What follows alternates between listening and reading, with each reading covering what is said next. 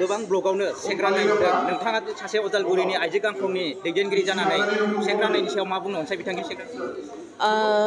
दिनैहाय बिनि सेक राननायनि सायावहाय आं उदालगुरि डिस्ट्रिक्टनि दैदेनगिरि जानानै बेखौनो आङो रायजो राजाफोरनि सिगाङावहाय खावलायगोन दि दिनै आइजो अनसाय बिथांखिखौहाय होनानै जोबोद गोजोननाय मोनदों बेबायदिनो सिगांबो होखांबाय आरो दाबो होगासिनो दङ आरो मोनफ्रोमबो जोंनि उदालगुरि जिल्लानि सिङाव थानाय मोनफ्रोमबो ब्लगावनो बेबायदि आइजोफोरनि थाखाय मोजां सुबिदाखौहाय होगासिनो दङ आरो बेबायदिनो होलांबाय थागोन माखासे आसुनिफोरखौ लानानै गोबांथार बेबायदिनो मावगासिनो दङ जोंहा प्रमद बर' सार बिथांनि अननायावहाय दिनै माखासे होनांगौ बा मोननांगौ रायजो समाजनि थाखाय बा गामि ओनसोलनि थाखाय न'खरखौ लानानै गोबां जौगानायनि खामानि मावनांगौनि थाखाय दा बेफोरबायदि गोबां आसुनिफोरखौहाय होदों आरो आइजोफोरनि बेलायावहायबो आइजोफोरखौ जौगाहोनो थाखाय बा आइजोफोराबो बेबायदिनो खाबु लानानै बेबायदिनो अनसुंथाइ मोननानै जे जौगायो बेखौहाय आसा खालामनानै जों बेबायदि आसुनिफोरखौहाय होदों बा आइजो अनसाय बिथांखिखौहाय होनो मोननानै जों जोबोद गोजोननाय मोनदों दा रायजो राजाफोरनि सिगाङावहाय आं बेखौनो खावलायबाय थांनाय 17 इयार्स बा BPF सरकारावहायथ' बेफोरबायदि आइजोफोरनि थाखायथ' जेबो आसुनिफोर होनायखौ जों नुनो मोनाखै आरो जेबो आइजोफोरनि थाखाय मोजां अनसुंथाइ बेफोरबायदि आइजो अनसाय बिथांखि बा गियाननि सोरां बिथांखि जेरैहाय आलारि सोरां बिथांखि बा बेफोरबायदि गोबां आइजोफोरनि थाखाय मोजां मोजां आरो फरायसाफोरनि थाखाय मोजां मोजां आसुनिफोर अनसाय बिथांखिफोर बेफोरबायदि मदद होनाय बा हेल्प होनाय हेफाजाब होनाय बेबायदिथ' जोङो 17 बोसोरावहाय जों नुनो मोनाखै दा दिनैहाय जोंनि UPPL सरकारावहाय गोबां जाखिनि खामानि मावबोगासिनो दङ बा मावगासिनो दङ जिमान मावदों दिनैहाय जोंनि प्रमद बर' सार बिथांनि साननाय हनाय मावनाय दांनाय गासै जों आरो लोगोसे माखासे साफ्रोमबो दैदेनगिरिफोरजों माखासे बेबायदिनो जोंनि UPPL सरकारा गामि ओनसोल बा सोलोंथाइखौ लानानै बा जेरै गोबां जोंनि गेजेराव बेबायदिनो आरो खामानिफोरखौ लानानैबो गोबां थानसालिफोरावबो जौगानायनि खामानिफोर होदों आरो बेबायदिनो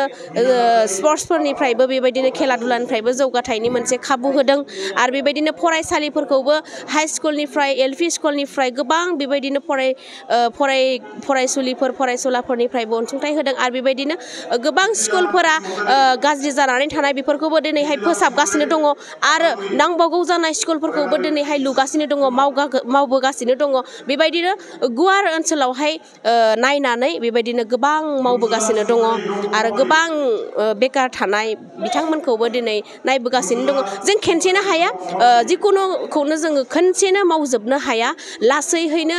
मावलांनो हायो बा लासैहैनो जौगाहोनो हायो जों सोरबाया साननो हागौ जोंनो मोनाखै बा बिथांमोनासो मोनदों जों मोनाखै बेबायदि जोंनि गामि ओनसोलनियावहाय सावरायनाय बा बुंनाय थायो दा नोंथांमोन रायजो राजाफोरनिसिमबो आं खावलायो उदालगुरि डिस्ट्रिक्टनि दैदेनगिरि जानानै नोंथांमोनाबो मोनगोन जाय बिथांमोना दायो मोनबाय दा बिथांमोननि उनावबो आरो नेक्स्ट बेबायदिनो मोनगोन जोंहा माखासे मावथि बिथांमोनानो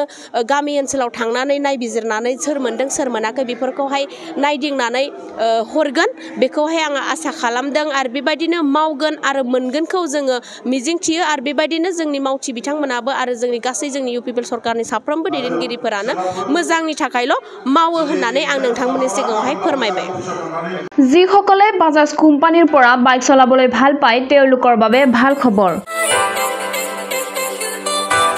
মেগা লোন এক্সচেঞ্জ মেলাৰ লগতে কোকৰাঝাৰ চহৰৰ দাওহাৰু অটো এজেন্সিও দেৱালী ধামাকা অফাৰ লৈ আহিছে দেৱালী ধামাকা অফাৰ 16, 17, 18 আৰু 19 নৱেম্বৰত 4 দিনৰ বাবে অব্যাহত থাকিব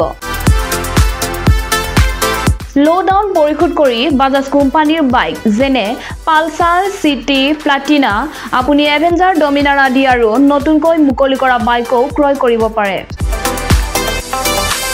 নতুন বাইকখনৰ হৈতে আপুনি বিনামূলীয়া 5 লিটাৰ পেট্ৰল 2টা helmet seat cover 12 washing coupon উপলব্ধ পাব লগতে বাইক ক্ৰেতাসকলক এক বিনামূলীয়া নিশ্চিত উপহাৰ প্ৰদান কৰা হ'ব আৰু এক্সচেঞ্জ বিকল্প উপলব্ধ হ'ব কোকৰাঝাৰ কোকৰাঝাৰ চহৰৰ এখন দাওহাৰু অটো এজেন্সিয়ে নহয় লগতে কাৰিগাঁও উৎসৱ বিপণী দতমা উৎসৱ আপুনি ভোটত আউটলেট আৰু ফেষ্টিভ আউটলেট শাখা শ্ব'ৰুমত ওপৰৰ সুবিধাও লাভ কৰিব পাৰে অধিক বিৱৰণ পাবলৈ এতিয়া 6000399187 বা